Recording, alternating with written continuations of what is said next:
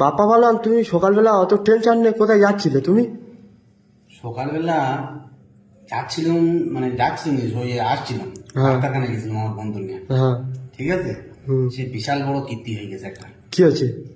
হয়েছে বলতে, কালকের এখন আমার বন্ধু ডাক্তারখানায় যায়, হ্যাঁ। শরীর খারাপ খুব। ঠিক আছে, কি পেটের ব্যথা কমে না। হ্যাঁ। পেটের ব্যথা না কমলে ডাক্তার ফটো তুলেছে, ফটো তুলে দেখে না যে পেটের মানে কোনো সব নর্মাল, হ্যাঁ। সব নর্মাল।